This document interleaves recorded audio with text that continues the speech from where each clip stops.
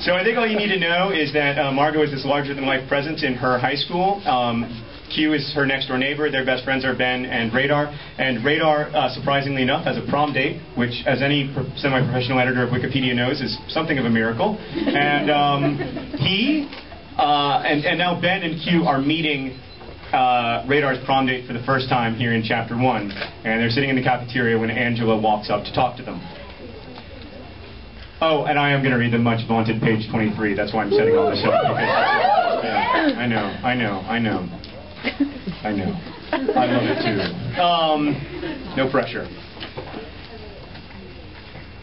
The walls of sound felt like they were closing in on us, and we were silent for a while. And then Ben looked at me very seriously and said, "I'm going to get so much play in college. I'm going to be in the Guinness Book of World Records under the category Most Honey Bunnies Ever Pleased." I laughed. I was thinking about how Radar's parents actually were in the Guinness Book of World Records when I noticed a pretty African-American girl with spiky little dreads standing above us. It took me a moment to realize that this girl was Angela, Radar's, I guess, girlfriend. "Hi," she said to me. "Hey," I said. She scooted a chair to the head of the table. "I figure you guys probably know Marcus better than anyone," she said, using Radar's real name. She leaned toward us, her elbows on the table. "It's a crap job, but someone's got to do it," Ben answered, smiling. "Do you think he's, like, embarrassed of me?" Ben laughed. "What? No," he said. "Technically," I added, "you should be embarrassed of him." She rolled her eyes, smiling, a girl accustomed to compliments. "But he's never, like, invited me to his house, though." Oh, wait, no, I skipped ahead. Sorry. "But he's never, like, invited me to hang out with you, though." "Oh," I said, "that's because he's embarrassed of us." She laughed. "You seem pretty normal." "You've never seen Ben snort Sprite up his nose and then spit it out of his mouth," I said. "But really, you wouldn't worry? I mean, we've been dating for 5 weeks and he's never taken me to his house." Ben and I exchanged a knowing glance, and I scrunched up my face to suppress laughter. "What?" she asked. "Nothing," I said. "Honestly, Angela, if he was forcing you to hang out with us and taking you to his house all the time, then it would definitely mean he didn't like you. Are his parents weird?" I struggled with how to answer that question honestly. No, they're cool. They're just kind of overprotective, I guess." "Yeah, overprotective," Ben agreed a little too quickly. She smiled and then got up, saying she had to go say hi to someone before lunch was over. Ben waited until she was gone to say anything. "That girl is awesome," Ben said. "I know," I answered. "I wonder if we can replace Radar with her." "She's probably not that good with computers, though. We need someone who's good at computers. By the way, nice call saying that Radar's folks are overprotective."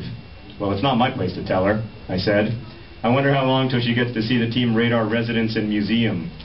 The period was almost over, so Ben and I got up and put our trays onto the conveyor belt, the very same conveyor belt that Chuck Parson had thrown me onto freshman year, sending me into the terrifying netherworld of Winter Park's dishwashing core.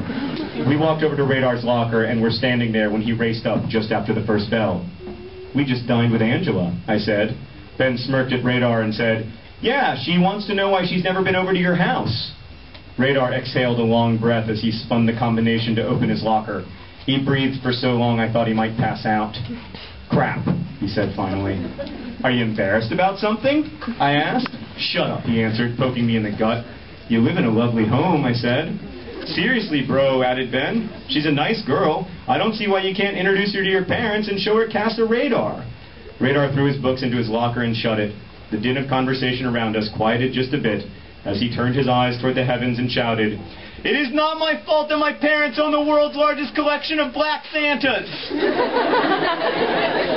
I'd heard Radar say the world's largest collection of black Santas probably 1,000 times in my life, and it never became any less funny to me.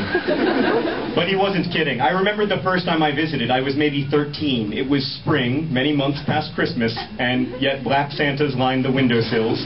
Paper cutouts of black Santas hung from the stairway banister. Black Santa candles adorned the dining room table. A black Santa oil painting hung above the mantel, which was itself lined with black Santa figurines. They had a black Santa Pez dispenser purchased from Namibia. The light-up plastic black Santa that stood in their postage stamp front yard from Thanksgiving to New Year's spent the rest of the year proudly keeping watch in the corner of the guest bathroom, a bathroom with homemade black Santa wallpaper created with paint and a Santa-shaped sponge. In total, Radar's parents owned more than 1,200 black Santas of various sorts, as a plaque beside their front door proclaimed, "Radar's house was an officially registered Santa landmark, according to the Society for Christmas." "You just gotta tell her, man," I said. "You just gotta say, 'Angela, I really like you. but there's something you should know. When we go to my house to hook up, we will be watched by the 2,400 eyes of 12. Radar ran a hand through his buzz cut and shook his head. Yeah, I don't think I'll put it exactly like that, but I'll deal with it. I think that's what I'm going to read.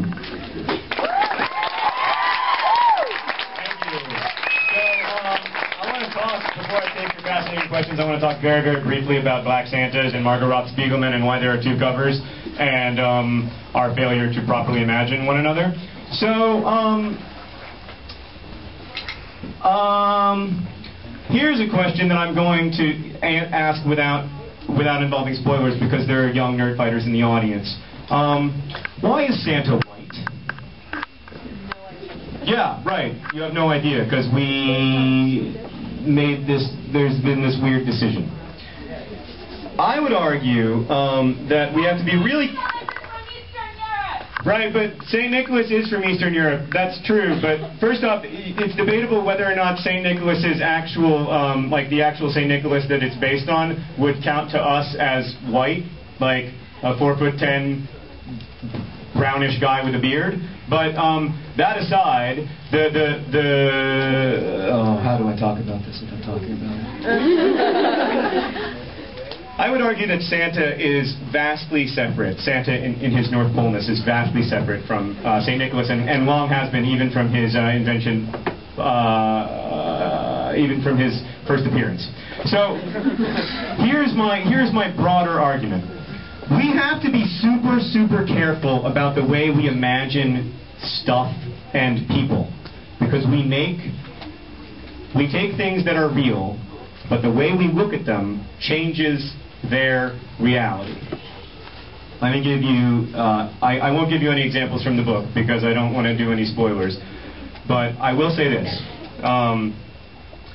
When I was a kid, and some of you have heard this story before, but I'll tell it again. When I was a kid, I believed that I was the only human being in the world, and that everyone else was an alien. And that the aliens had put me here on Earth for the purpose of torturing a human child in a series of controlled experiments to find out how that human child would respond. And I really believed this, like no joke. I thought Hank was an alien, I thought my parents were aliens, I thought the 11 o'clock news, which I was never allowed to watch, was alien news. I thought at the end of the night when I fell asleep, the aliens would come down through my light fixture and they would do some tests on me to see if I had been like adequately tortured, and they would be like, nope, send him out for more. And like I believe this like deep down in the bottom of my heart, no joke. And I mean, I will acknowledge that I was probably wrong about that. But I don't have any direct evidence that I was wrong about it, right? Like, it's very, very unlikely that you here tonight are all aliens.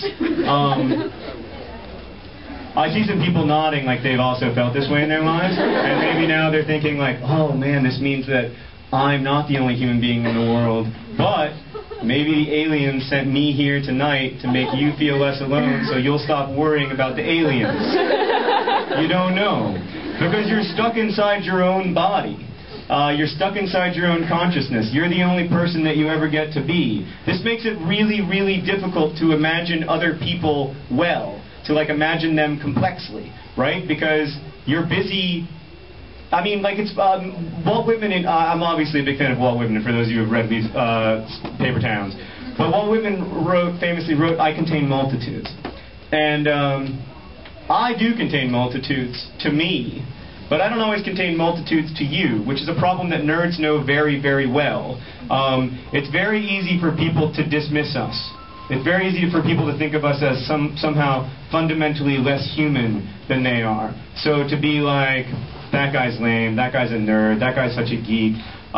We would never think these things simply about ourselves. You know, sometimes I think that no one should like me, and that I'm not a likable person, that I'm not interesting, and that I'm ugly, and that I'm stupid. I think all that stuff. But also sometimes, like in the depth of my heart, I think like, you know who's kind of smart? Me.